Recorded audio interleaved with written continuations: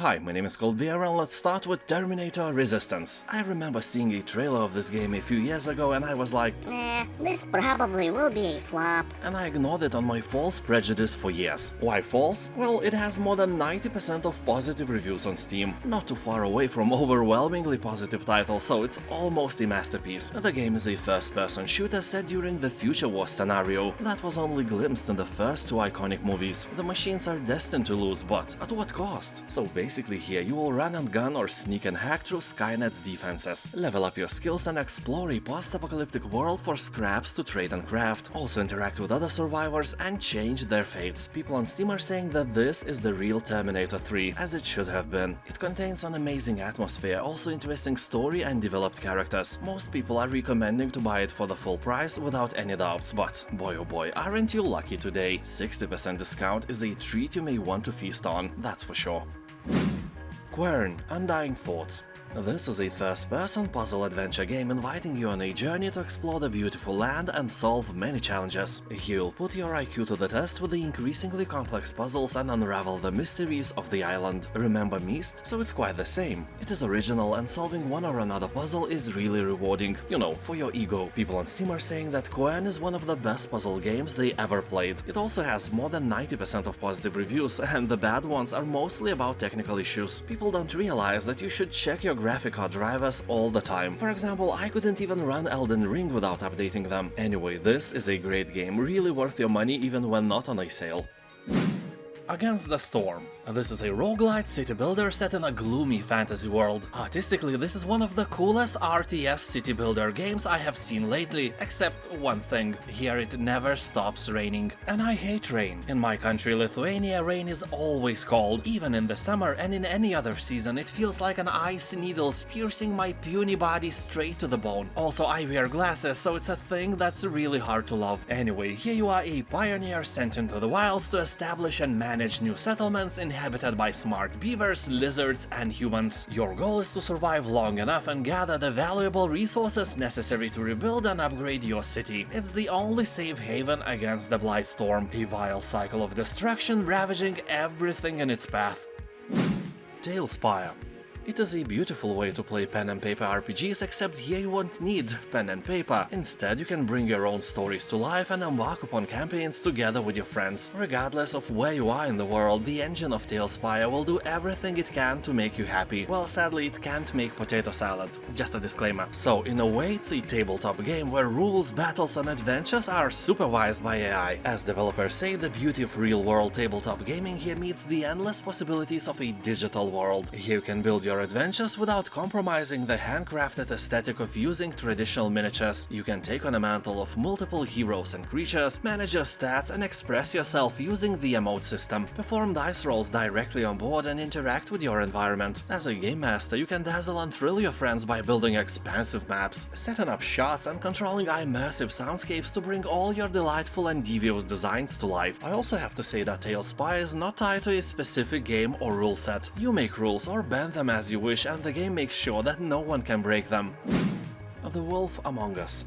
This is a gritty, violent and mature thriller based on the award-winning Fables comic books. You'll discover that a brutal, bloody murder is just a beginning where every decision can have enormous consequences. And it's not only what you choose to do will affect your story, but when you choose to do it as well. You don't need to know anything about the comics this game is based on, because events in this story are set before the events seen in the first book. And this game gives you an option to beat up practically anyone you don't like. Sadly, you can't import that energy-sucking coworker of yours in this game, but hey, you can beat him up in real life instead. I mean, if you are stronger than him. If not, just smile and blame your genes.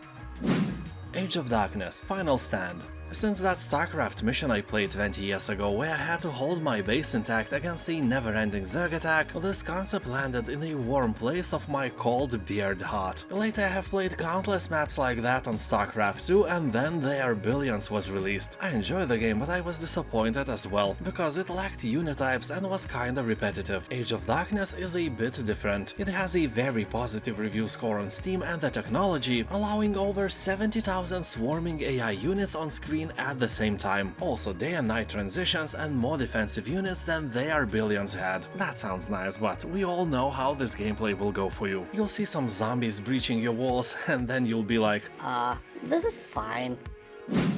Besiege. This is a physics-based building game in which you construct medieval siege engines and lay waste to immense fortresses and peaceful villages. Build a machine which can crush windmills, wipe out battalions of brave soldiers and transport valuable resources, defending your creation against cannons, archers and everything else. Game looks beautiful, the art style is 10 cold beers out of 10, and the same is difficulty, at least at the beginning, because my machines did more harm to themselves than to their surroundings. Anyway, I promise you that after a bit of practice you will build your incredible mechanical potato of terror and destroy some peaceful castles.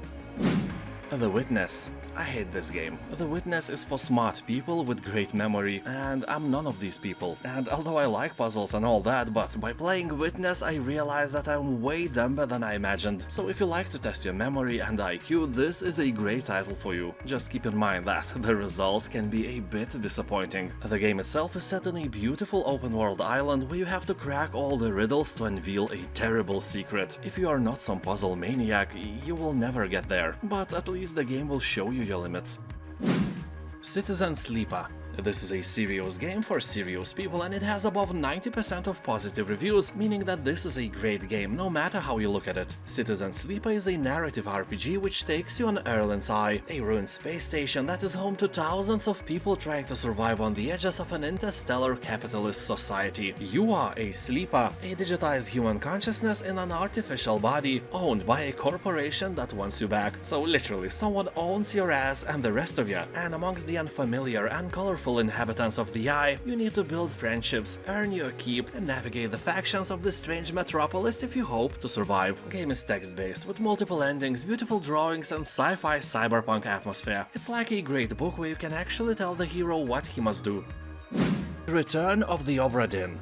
This may come as a surprise, but the game has an overwhelmingly positive review score left by thousands of people who actually bought and played the game. In 1802, the merchant ship Obra Dinn set out from London for the Orient with over 200 tons of trade goods. 6 months later, it hadn't met its rendezvous point and was declared lost at sea. But early this morning, about 5 years after its disappearance, the Obra Dinn drifted into a port with damaged sails and no visible crew. As insurance investigator for the East India Company's London office, you dispatch immediately to find means to board the ship and prepare an assessment of damages. So this is a first-person mystery adventure based on exploration and logical deduction. In other words, a story-rich, single-player, atmospheric, horror detective retro walking simulator Return of the Jedi of the Planet of the Apes. The Deadly Tower of Monsters. The game treats itself as a 1970s movie. That is not a joke, that is the whole concept of the game. It is filled with classic themes such as the daughter versus tyrant father, the planet full of innocent ape creatures, the dashing space-age liberator, the robot companion, or the tower full of treacherous mutations. As developers say, a timeless classic for all ages. So in general, this is an action-adventure sci-fi comedy game with dynamic narration set in a retro-futuristic environment. You can play it alone or together with your friends or mother-in-law on a shared or split screen. Game has full controller support and, honestly, full support of your poverty, because the price is more than friendly. Rustler. As developers say, they took the inspiration for the Rustler from the Monty Python and first two GTA games and made a medieval game out of that. I can remember playing the first part of GTA for hours and hours and skipping school because of it. Never regretted that. Anyway, the Rustler is a humorous approach to the medieval genre. You'll find stuff such as no parking zones for your horse and police horses that have flashing red and blue lights on them. Game is set in an open world and you play as the guy, whose parents apparently were too lazy to give him a proper name. You'll experience feudal justice, inquisition, witch hunting, and join the grand tournament. Meet incredibly stupid knights, complete a wide variety of twisted missions and quests, or ignore the plot and bring mayhem in the villages and cities. Choose to go on foot or buy a stolen horse, fight with a sword, or pick fancy automatic crossbow. All that spiced up with a Monty Python-inspired sense of humor, and you can burn down the whole village as well. The Shore. I have played this game while it was still in development, and I was really impressed by the grand scale of some creatures and entities that roam this Lovecraftian world. And by saying Lovecraftian, I really mean it. You will literally encounter Cthulhu himself. So basically the show is a game about the mystery of the unknown set on a forbidden island filled with horrors. You will take control of Andrew, a father searching for his lost daughter, and while doing the searching part you will awaken a cosmic horror or two. Or, you know, 4 or 7, this game is filled with them. Although keep in mind that it is not flawless. It has some bugs, some invisible walls, and terrible combat. Although fighting is not the main aspect of the show, that's for sure. Anyway, for this price I can really recommend this game if you like dark stories, Lovecraftian worlds, your mother-in-law, and creepy vibes in general. Also it has photorealistic graphics and looks amazing. Close to the Sun. It's 1897. Deep in international waters, the Helios station stands still. Born out of Nikola Tesla's vision, the Helios station serves as a haven for the greatest scientific minds, an unbound utopia for research, independent from the state and isolated from the gaze of society, free to push the boundaries of matter and time. So you will step aboard the Helios in search of your sister, and you will quickly discover that something went wrong. Grand halls stand empty, and the stench of rotting flesh lingers in the air. But why? Tell me why. Well, because there are bodies on the ground, rotting. Yeah, when you see that, it can ring a bell in your mind that it might not be the usual state of this beautiful place. Or is it? That's what you have to find out. Blacksad. This is a gloomy game set in a New York City of the 1950s in a world of anthropomorphic animals. You will play as Blacksad, a private detective, and will have to untangle the secrets of Mysterio's disappearance. This sinister case will take you to the darkest, most dismal depths of New York, where you will immerse yourself in a eerily dark adventure. Game is based on comic books, but if you don't know them, it's not a problem. It's probably even better to not have any untimely bias. People on Steam are saying that this is a very interesting game with a satisfying deduction mechanic, probably one of the best among other detective games. Although keep in mind that the game is short, it will take you about 9 hours to finish it. Book of Demons. It is a surprisingly good game, ignored by many just because of how it looks. It has great lighting effects, but those paper figures are definitely not for everyone. Anyway, here you can decide the length of the quests, wield magic arts instead of weapons, and slay armies of darkness in the dungeon below the old cathedral. Yeah, I bet you heard that somewhere. People on Steam are talking that Book of Demons has great replayability with a variety of combinations, interesting art direction, and fast, non-boring gameplay. Although some are saying that the game can become a bit monotonous, but I'm pretty sure that it can happen because of the skills and spells you use. If your build is not fun enough, you will get not enough fun. Simple, right? So Google some nice builds before you play. Let there be a bit of Book of Demons among big boobed MILFs in your search history. Anyway, the game has 91% of positive reviews and it's kinda cheap. The Falconeer.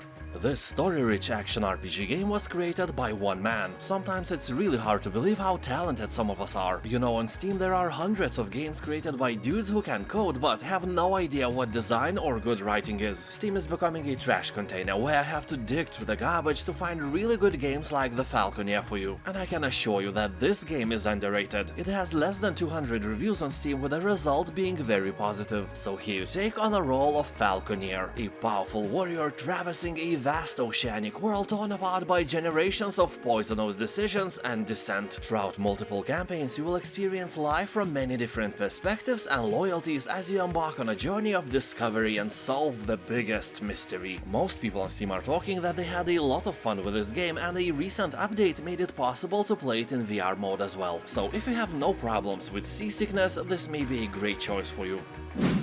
Lilith Odyssey. This is a small but really ambitious indie project you probably never heard about. So here, after the great natural wars have ended, a corrupt galactic government saps life and resources from the many war-weary planets it controls. Your alien family risks everything across an open-world galactic odyssey to find a mysterious land of new beginnings. And they are all aware of their simulated nature. Well, that's a twist. I always say that our world is a simulation, because there is only a slight, tiny chance that our universe universe is the original one and not being simulated in a computer of some other civilization in another universe, which is itself simulated in some other computer by some even more advanced civilization in another universe, and the cycle may continue endlessly. So really, what are the chances that we live in the first one, the original universe? A rhetorical question, but makes you think, right? Anyway, you will embark on a galactic journey to Lilith, a faraway planet of New Hope. You will discover the history of the Mulago galaxy, relax to in-game radio, grow your fishing, farming and space foring skills, and enjoy casual adventure. Pentiment. This game looks kinda dumb, but it's made by Obsidian Entertainment. Yeah, the same guys behind Pillars of Eternity, Fallout New Vegas, The Outer Worlds, and many others. What are the others? Oh, shut up. This is a narrative-driven historical game focusing on character development, with heavily stylized art and choice-driven storytelling in early 16th century Bavaria. You will play as Andreas Moller, a clever illustrator caught up in a series of murders in a secluded abbey over the course of 25 years. You will be responsible for conducting your own investigation to decide the fate of the community, but each decision will have lasting consequences and draws you closer to the center of underlying conspiracy. People on Steam are saying that the writing is top quality, art style is amazing, and animations are great. And yeah, the game has an overwhelmingly positive review score as well. Cat Museum. This is a surreal, psychedelic point-and-click puzzle adventure like you have never seen before. If you like cats and original design and artwork aren't your enemies, then this game is probably for you. A museum sits in the middle of nowhere and is guarded by a mysterious cat. You unexpectedly become the manager of the museum and take on a job of repairing it. You must find hidden clues and solve the puzzles, all while dealing with this mischievous cat. The deeper you go, the closer you will get to the frightening answers. And there are so many questions, at least in your head. More than 90% of positive reviews, and this price is an irresistible combo. Thank you for watching, and keep in mind that in my channel you can find many more Steam Summer Sale videos, like more than 10, closing to 20 now. Watch them all, you won't be disappointed. Have a nice day and I'll see you next time. Bye.